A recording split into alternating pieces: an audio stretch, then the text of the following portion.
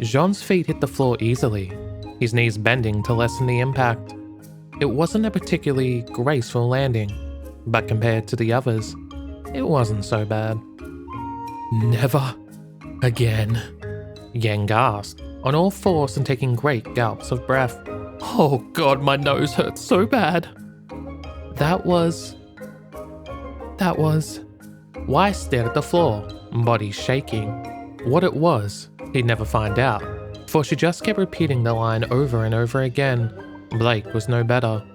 She did handle her agony in silence, washing her nose with some water from a flask. "It's just a little motion sickness, guys. You're so dramatic." That, Crow snapped, was not just motion sickness. That was some kind of chemical weapon. Is that your semblance?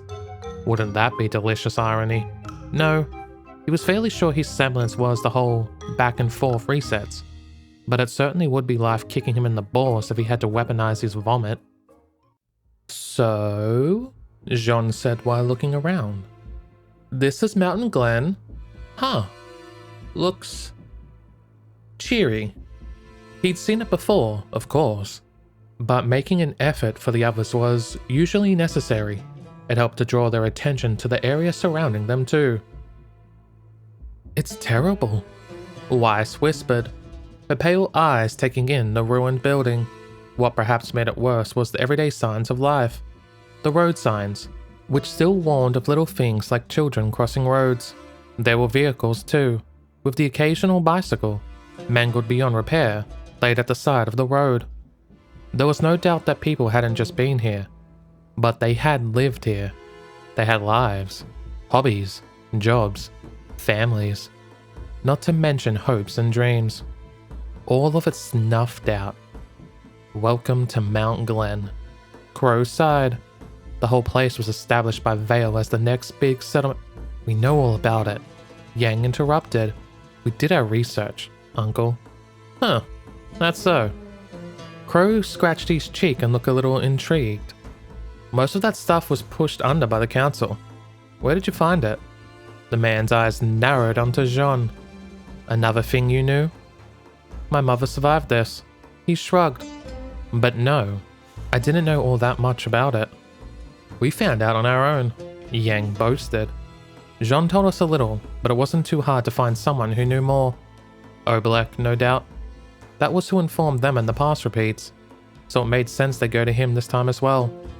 Crow seemed to accept that suggestion easily enough as well, and set to informing them of what they'd be doing to try and find the White Fang. It was during that conversation that Jaune's bag started to wiggle and shake. I suppose they normally find out about him now, he thought.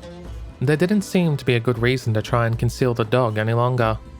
"You brought my dog?" Yang accused, when he knelt down and opened his bag. Zui trotted out, rubbing his nose with one paw, took several great gasps of air, then hid behind Yang. Dramatic little bastard. It was just a little motion sickness. "Is that what you went back for?" Weiss asked, expression stern. "What on remnant crossed your mind when you thought bringing a dog to a battlefield would be a good idea?" "Well, he can help us find the White Fang for one," Jaune said. "And if he gets hurt?" Yang growled. "Ruby would kill me." "She wouldn't kill you. She'd cry." "Okay, yeah, Yang was right. Ruby crying probably was a fate worse than death." He held his hands out to calm her down. "He'll be fine, Yang. Ruby told me before that he has his aura unlocked, so it's not like he's in any more danger than us. Zui isn't going to fight either. We just need him to sniff around and help us find the White Fang." It's not a bad idea." Crow hummed. He looked down on his niece when she shot him a horrifying look. "He won't be in any danger, Yang. Eesh. You can keep him with you if you want. We'll just find some scrap for him to catch us off and see if we can find anything. Zui's trained to find people too. Kinda part of his job." Zui had a job? Maybe he'd been something before, becoming part of their family. It didn't matter, and so long as no one questioned why he brought him along, it was fine. He didn't need Zui per se. He knew where the White Fang were. But he wasn't going to tempt fate by not bringing him along. Fate had already shown she could be a bitch. We'll split up and search the area, Crow instructed. You're to look for any signs of people being brought here recently. From cloth to a campfire, anything that Zui might be able to catch a scent from. If you're in trouble, shout out. I don't want anyone too spread out that we can't come together if we're in trouble. Got it. Jaune nodded, along with the team. It wouldn't make a difference. They wouldn't find anyone right now. But that didn't matter either. It was just a case of waiting until they made camp, from which he could go and make sure they found Roman and the train. Everything was coming together nicely. The Nevermores filled Blake's vision without warning. She yelped and flipped backwards, drawing her weapon and squeezing off several shots that downed a couple of them. The rest fled, not even interested in fighting. She cursed under her breath and glared at the man who called himself their leader, fighting to control her racing heart. It caught her off guard, okay? Even the bravest could be startled by Grim coming out of nowhere and making a beeline for your face. That was great. Yang's uncle wiped a tear from his eye. Oh man, who says teaching brats is boring with displays like that? She grumbled yet again, wondered why the man was following her around. Crow. And she asked again, what kind of name was that? Initially went off with Jaune, but appeared an hour or two later drinking from his hip flask. He proceeded to shadow Blake for the last 40 minutes, offering criticism on just about everything she did. You could help, she mumbled, too low for him to hear. I could, the annoying man laughed, proving that he had better hearing than most. But then you wouldn't learn anything, and I wouldn't be a good teacher. And what am I learning here? Not to wander into a random grim-infested town without scouting it out first. Well, that or not to waste ammo on things that can't even fight back. Her ears twitched, but that was the only sign of her irritation that she allowed to show. Why? Or why couldn't he be better off with Yang or Jaune? One probably knew how to put up with him, and the other deserved it for such rancid stench of vomit that still clung to her senses. What? Crow challenged. No snappy comeback? I was just getting into it. She ground her teeth together and ignored him. Perhaps if she did, he'd go away. And no. The irony of that old saying wasn't lost on her. With her weapon gripped in hand, she poked her body further into the building and looked around. Ruined masonry, dilapidated furniture, and signs that something had been burned on the floor.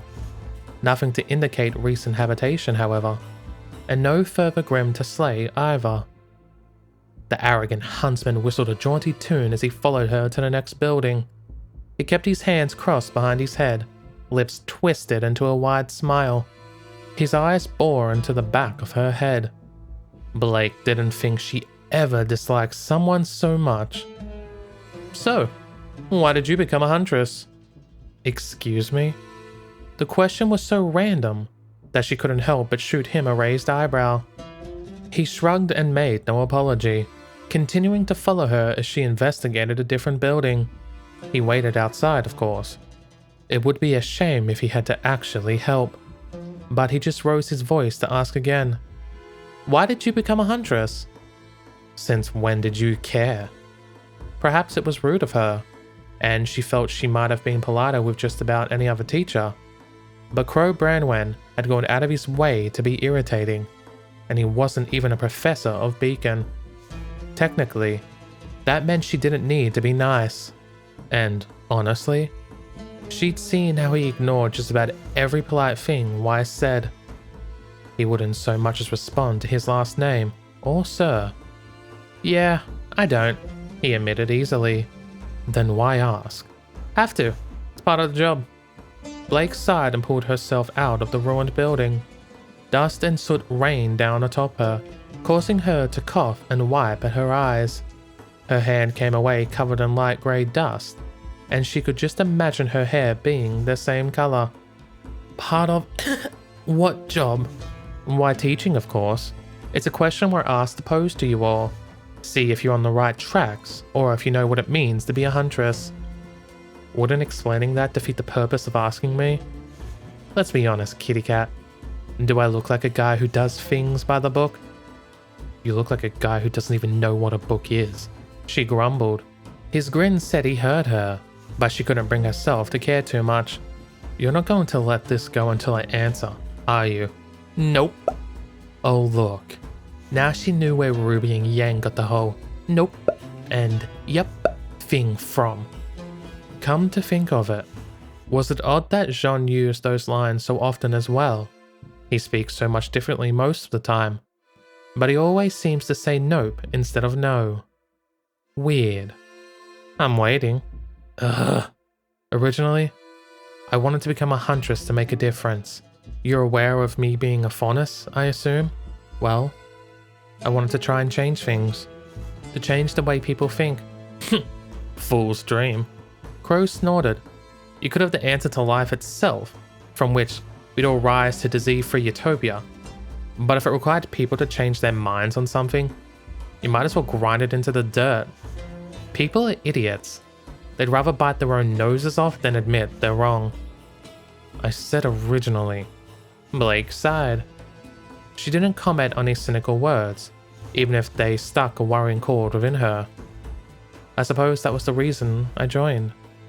But it's not what really keeps me going anymore. Now though, I'm not sure. I don't think I have a good reason. But I want to stay with my team until I find one. Her hand tightened on her weapon, her fingers going white. I want to cling on to what happiness I have, even if it's a selfish desire. So, you don't know, but you're going to keep fighting because you're scared of being on your own? His words stung, more than she thought they would. Blake clicked her teeth and looked away.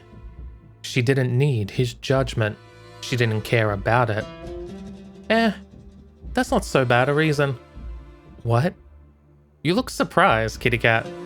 The man leaned his head back and laughed. Oh gods. You've got that surprised cat look too. It's great. But not knowing what you want in life isn't a crime. I think not having an answer and being aware of it is damn sight better than having a bad one. I'd rather you keep looking than run off on some pointless campaign that would end up getting you and your team killed. Well, perhaps the old man did have a surprise or two up his sleeve. And my selfish goal? She asked. Nothing wrong with that either. Everyone's selfish, me included. If you're not doing what you want in life, then I'd question why you're doing it. Crow scoffed. Take that leader of yours. There's a perfect example of a messed up life goal. Blake bristled almost instantly. What do you mean? She demanded. What's wrong with him? Whoa, showing your claws there, kitty cat? He wanted to insult Jaune and then play games with her. Blake turned to face him and crossed her arms. Her eyes narrowed into tiny slits. Huh. Well, I asked a question to each of your team before getting to you. Yang and the mini ice cream were funny enough. Flawed. But there's nothing wrong with that. The kid, though? Yeah. Perfect example of a life gone wrong. He's a fine leader and a good friend. Oh, I'm sure you'd say so, Crow said. And I bet he is too. Hard not to be with his goal. Do you know what he said, kitty cat? The man paused, perhaps for some dramatic purpose. But her fierce glare let him know she didn't have the time for it. He said, my goal is to look after my team. Crow shook his head. Talk about twisted. What's wrong with it? Blake glared at him. It's a selfless goal, and one that puts others before himself. Isn't that something to be admired? If more people like him, then the human race would be dead and gone. Crow growled. The sudden sound of it made her take a step back in shock. We achieve things in life because we want them. We excel because we desire. It's what makes us human. What makes us unique? Jaune, crazy bastard that he is. His life goal is protecting you and your team. Tell me, what does that say about him? That he's a selfless individual? Yeah, sure. You could say that.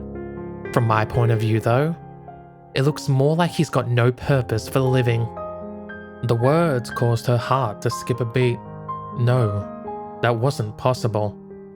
What's the point in living if you don't want anything?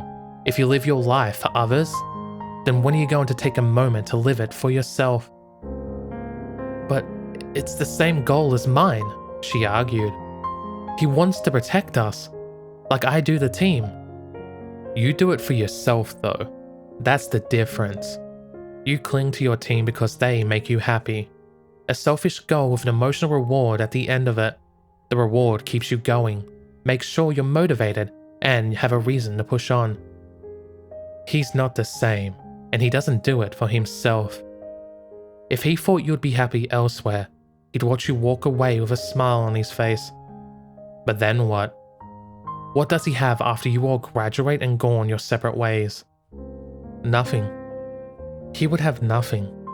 She bit on her lower lip, recalling how he helped Sun with their date, how he approved and suggested she give him a chance. It wasn't quite the same thing. But if Sun and she did hit it off, then it would mean less time she spent with Jaune. He was willing to give that up without a hint of jealousy. Could it be the same between him and Weiss? Did he turn Weiss down not because he didn't want to date her, but because he thought she would regret it? That was insane. "You're wrong," she snapped. Her blood raged through her, white hot and furious beyond belief. "You're wrong. He isn't like that." "Isn't he?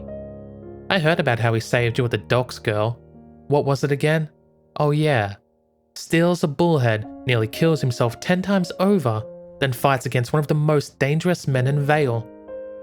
All for a teammate that ran off on her own." No. Blake stepped back and shook her head. That wasn't the same. Was it? She knew Jaune had difficulties, but that was obvious. There was something definitely wrong with him, but she just assumed it was distress or depression. Zui had helped, which was why she put up with the dog's presence, but she thought he was getting better. Did the same for his girlfriend, didn't he? Crow asked. Big fire attack headed her way and he just throws himself in front of it like he's tired of life? Oh, sure. She might have been low on aura, but from what I hear, he just got done with his own spa, not like he would be brimming with the good stuff either. Her hands clenched into fists, enough so that she felt her nails dig into her flesh. I've seen the type before, Crow shrugged. Though, never for very long. My old pal, Tai Yang, wore it once, right when he was the closest I've ever seen a man to offering himself. She had enough. Blake whipped an arm across her body, chest heaving as she fought for air. Enough! She cried, loud enough to startle some nearby Nevermore and send them into the sky. Shut up. He wouldn't do that. He wouldn't leave us like that. He wouldn't. Maybe not willingly, Crow shrugged. Kinda defeat the purpose of keeping you all happy if he died. But tell me, kid, can you honestly say he wouldn't put himself in front of a bullet for you? There's a difference between someone looking to kill themselves and someone who wouldn't hesitate to, but it's only a semantic one. You still lose them in the end. Blake didn't answer. There was no need to.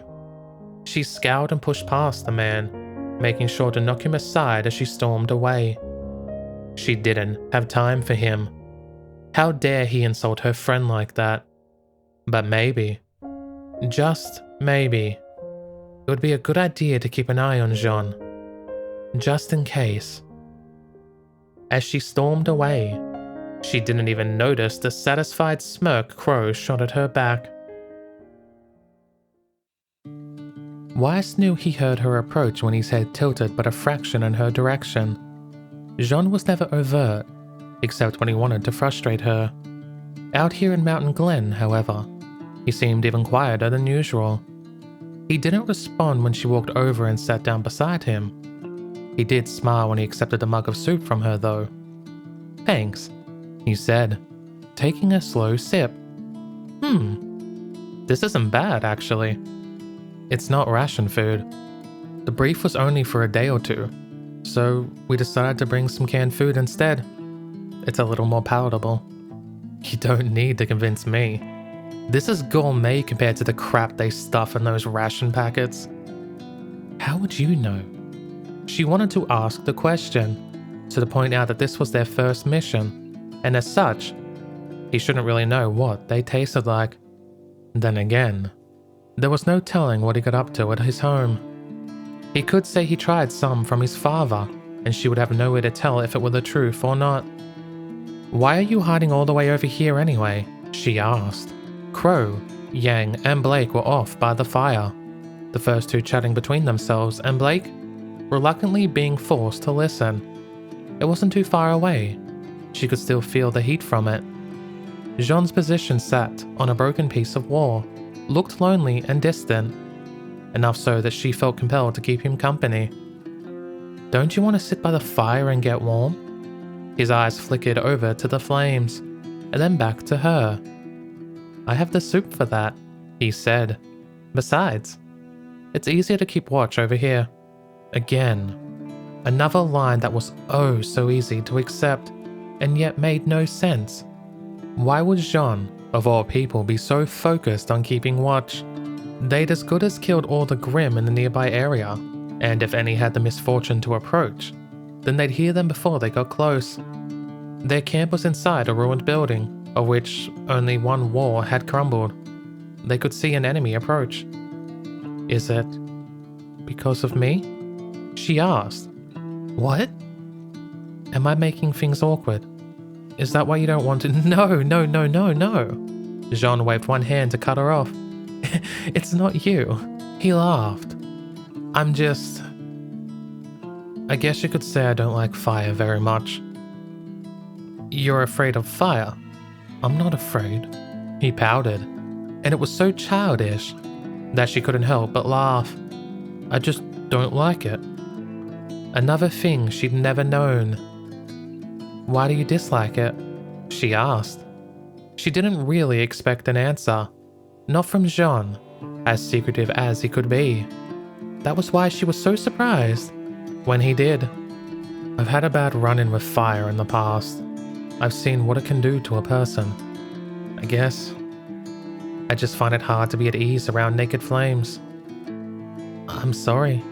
Whatever for?"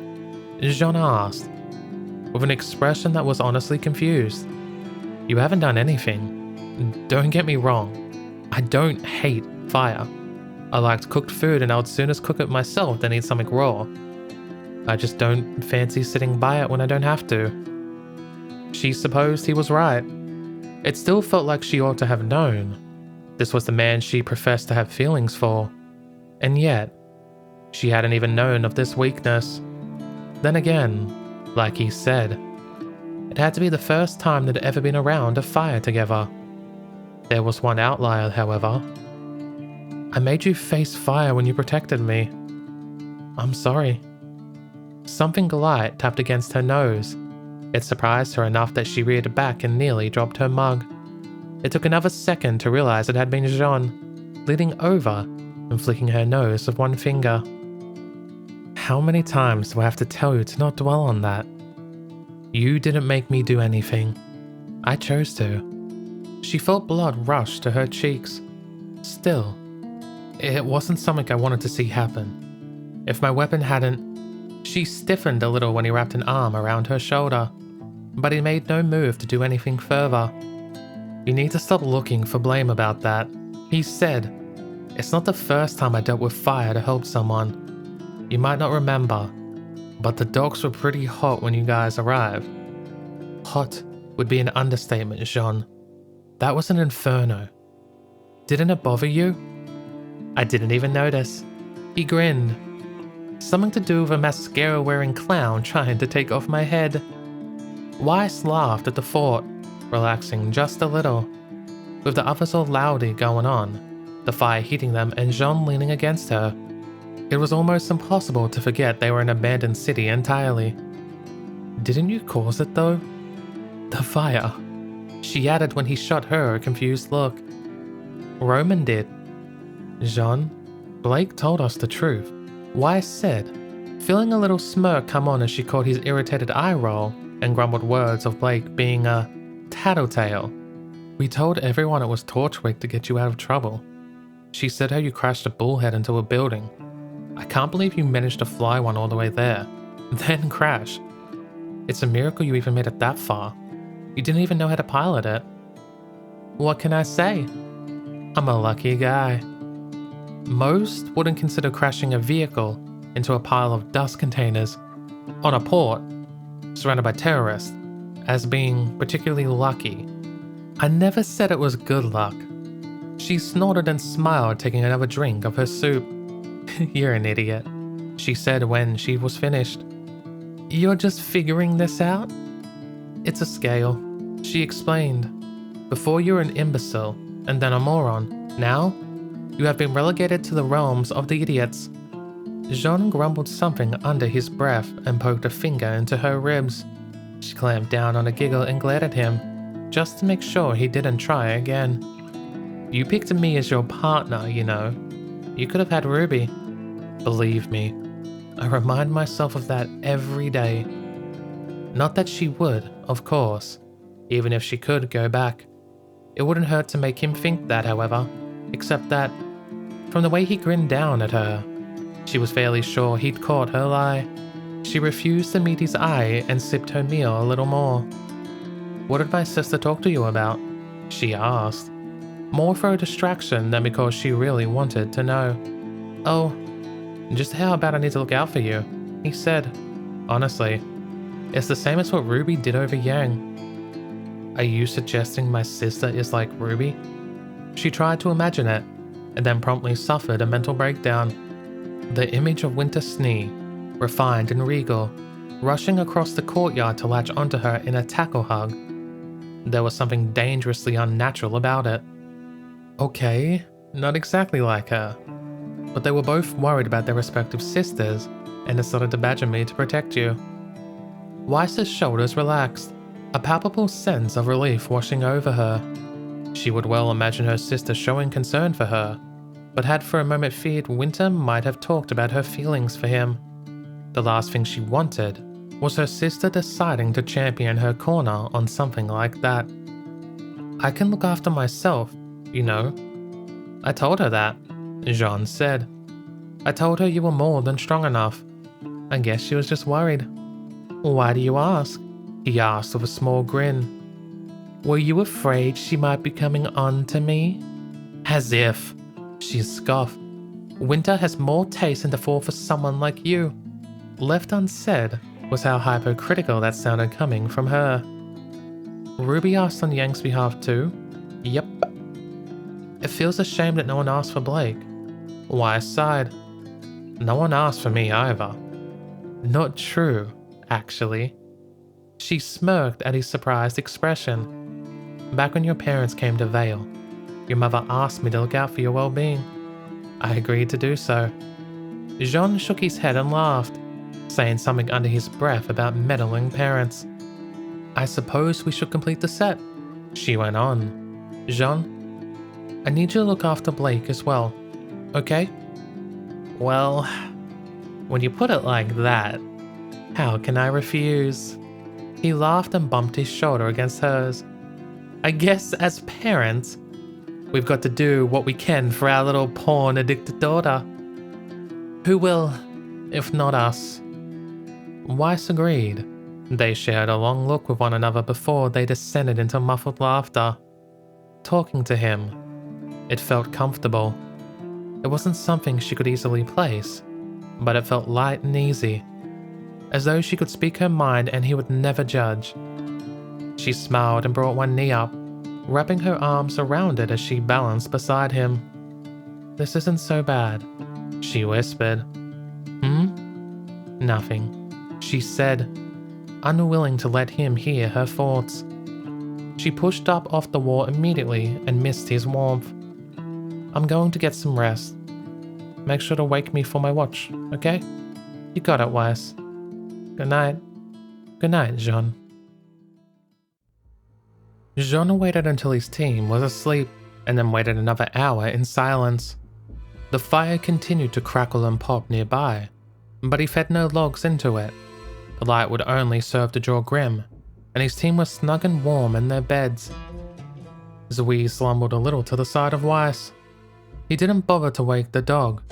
That might have worked for Ruby, but the circumstances were different enough that he didn't want to risk it, from what he recalled, and the few times he mimicked it before. He simply had to let Zui lead him towards the White Fang, then fall down a hole and be captured by them. Zui would then lead the others to him. That was all well and good, but for one simple fact. He wasn't Ruby. Ruby was a small girl, unassuming and weak when disarmed, while Roman was a narcissistic braggart with a chop on his shoulder. Disarming a little girl and taunting her was one thing, but after the things he'd done, I tried to kill Roman once. He felt threatened enough to send Neo to spy on my family, and then I trashed Junior's club, killed some of his men and nearly executed the twins. Somehow, I doubt Roman is going to be comfortable with treating me like he did Ruby. He'd be lucky if he got a bullet to the brain while unconscious, but chances were Roman would want to extract his own revenge. Either way, it defeated the point of his trying to save his team if he got himself killed in the bargain. The best bet would be to manufacture a scenario in which his team stumbled upon them himself, since he could pass that off as a stroke of good luck. His eyes scanned back to the others. How was he meant to convince them to follow him? And could he afford to wait until the morning? Realistically, yes. Roman had been pushed into an early attack, but there was no sign he intended it to be that day. In fact, from what he recalled, the original attack had been planned to take place in a day or two, when all the students of Beacon would be gone. He had time to spare, so long as the foolish crook wasn't tipped off. He knew where Roman was in the city, of course. The subway system was well sig-posted, and although the city itself was in ruins, it wasn't like it was hard to find the way down to it. Mountain Glen had been designed around it, and so, in a sense, every street led to it. Finding Roman wasn't the problem. It was convincing his team to find Roman. I get the feeling Crow's going to figure me out if I tip him off any more than I already have. It would be better if Blake or Weiss found Torchwick. Both were fast asleep, however, and there was no guarantee either would indulge Zui's late-night desire for a potty break. Jaune's eyes strayed over to the wall that bordered between Mountain Glen and Vale. Perhaps there was another option. He rose as silently as he could, boots crunching gently across gravel as he slipped out of the ruined building. En route, he knelt down and woke up Zui. "Watch the camp for me," he whispered, knowing the dog would understand. "If any Grim appear, bark and attack them." Zui yawned but nodded and staggered to his feet, allowing Jaune to slip away. None should appear. They hadn't when Ruby left the camp, and he was simply reenacting history at this point. The streets were deserted, and they'd been killing Grim all day. The ruined city was oppressive enough during the day, but downright miserable at night. The lack of sunlight worked to make shadows stretch, some of which he imagined looked like children and adults reaching out for help. How many had remained within their homes, desperately hoping for help that would never come? It was cruel to imagine. He did, however, if only because there was nothing else to do as he climbed his way through the remains of what might once have been someone's living room, and then slipped past the crushed car. He kept his eyes shut, out of fear of spotting something that might indicate life. The Grim didn't leave much behind, however. Sometimes not even skeletons. A sniffling noise up ahead alerted him to the danger before he saw it. His pace didn't slow as he slipped under a road sign and into the shadows of a nearby building. Kuroka Moores came out almost silently, the blade held behind him so that the light didn't reflect forwards. A Beowulf, alone, less than 40 feet ahead of him. Its lupin snout pushed against the ground, sniffing and snorting as it moved across the road.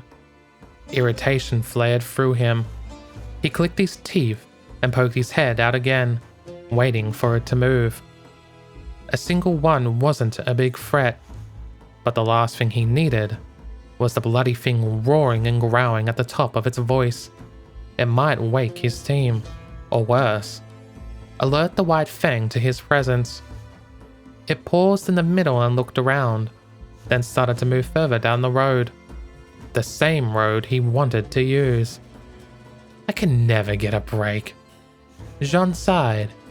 He crouched low and slipped out from the building's edge, making his way towards the creature as carefully as he could. Grim could be unpredictable at the best of times, which meant haste was a little better than care. It caught the sound of him at the last second, turning and glaring at him with red eyes. But that was far too late. His hand gripped its snout and bit down, forcing its jaw shut as he rammed Kuroka Morse into its left breast. The blade ripped through flesh and organs, erupting from its back in a shower of crimson. Jaune released it and latched onto its snout with its other hand too. It battled weakly at him, but quickly expired as it fell to the ground. He caught the hilt of his weapon and let gravity pull the beast off it. The body hit the floor with a quiet thump, a cloud of dust, and its slowly dissolving form the only evidence of its passing.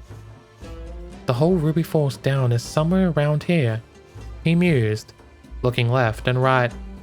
He wouldn't make the same mistake, of course, but from what he recalled, the entire road was sheared in two, and there was a cliff edge that looked down into the tunnels below. So long as he could get a good view, he could see if there was any errant White Fang he could snatch. He didn't have to lead his team to them, if he could pretend one had wandered close to their camp and had been knocked out while they slept. He could even claim the victim had given up the location before they woke up. The chasm ahead slowly revealed itself, mostly a few juvenile Nevermore floated out from within it. A clear enough sign of movement inside. It gave him the warning he needed to crouch low and make his way cautiously to the edge. Several figures in grey and white milled about far below, some lugging great wooden boxes into half-ruined buildings while others stood guard. It always amazed him how blazed the White Fang were about it. No attempts at staying hidden, and no discipline in masking their tracks. He knew they didn't expect anyone to know about it, but it felt too amateur, even for Roman. It must have been a rush job. That, or Cinder just didn't care whether it worked or not. Attacking up front was out of the question, even if he could pull it off. His backpack was on the street behind him, filled with enough hardware to make it work. It would be loud, however, and in the time it took to get back to his team, there was no telling if Roman wouldn't start the train and seal them off. They'd probably live, picked up by a bullhead, but it would cause untold losses in Vale. They needed to disarm the bombs on the train. Even without the stolen paladins, it was the explosives that would cause the most devastation. If the hole was too big, then Galinda wouldn't be able to close it on her own, which would mean a swarm of Grin pelting into the city for hours. All the things considered, Ruby and her team were lucky to pull the whole thing off perfectly the first time. Or skilled. In any case, you made your own luck. He'd need to make his here as well. If he took a grunt while they were separated from the others, then Roman would probably write it off as a useless civilian turned terrorist, getting gobbled up by a Beowulf. Regrettably, sure, but not worth causing any fuss over. Luring one away wasn't going to work. There was no way these faunas stuck in grim-infested territory were going to wander off to investigate a noise. Not on their own, however. They were undisciplined, not suicidal. The best bet would be to wait for one to wander off, or for one of those scouts to return. I can pick them off away from here and reduce the chances of any alarm being sounded. A stone cracked beneath a foot behind him. Instincts flared. He struck like a coiled snake, spinning and lunging towards the figure with both hands. One hand clammed over its mouth, and he pressed his forearm across their throat as he choked them against a nearby wall. Fingers struggled with his hand as wide amber eyes stared back at him. Damn it. He cursed and let go, allowing Blake to fall to her knees, where she quietly coughed and massaged her throat. What the hell are you doing here? He snapped. I could have killed you if we went for my sword first. What am I doing? She took great gulps of air, baleful eyes locked into his. I could ask the same of you. I saw you get up and leave camp. What are you doing out here? I needed to take a leak, and you felt it was necessary to trek across a ruined town for that? Is killing a Beowulf part of the process too? I have very specific needs. Apparently so. Blake glared at him, clearly uninterested in his lies. He made a move to stop her, but she pushed past him and approached the edge. He knew full well what she saw. The white fang? Blake ducked low and pressed her stomach to the road's edge, peering over. How did you find them? I saw one. He lied, grasping for any excuse. He doubted she would have believed it normally, but nothing distracted Blake like her former comrades. I followed them back here. I was worried they might have alerted the camp about us, but it looks like we're in the clear. You should have woken us up and started a battle in the middle of the night. Most of our team doesn't have night vision, Blake. All of them do. Blake scowled at him but didn't argue. She pushed herself a little further, drawing forth her scroll and using it to zoom on those down below. It looks like they're gathering things, she said. Do you have any idea what? Considering what they've been stealing for the last few months? Dust. She finished for him. I don't understand what they would gain from bringing it here though. Is Mountain Glen to be a stronghold for them? Maybe. He shrugged. It wasn't like he could really argue. We should get back to the others anyway. We could lead them here in the morning. You're right. Blake sighed but made to stand. We'll have the best chance of stopping them as a full team.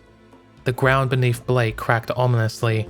She looked down at it, eyes wide, but she was still on her stomach with one hand pushed below her. He was moving before he could think. He covered the distance in a second, his hand latched onto the back of her collar a moment later. He heaved the girl up and back, sending her sprawling further down the pavement. But the addition of his weight on the damaged overhang proved to be the final straw. The ground beneath his feet gave way. Weightlessness gripped him as he tried to reach out, and his fingers scrabbled at the edge. Even as he saw Blake, eyes wide, try to scrabble over to catch him. She didn't make it. The cavern beneath him opened up and gravity took him in its hold. With a startled gasp, he slipped down. He didn't feel the impact, however, for a chunk of debris slammed into the back of his head. The last thing he heard was startled shouts from down below.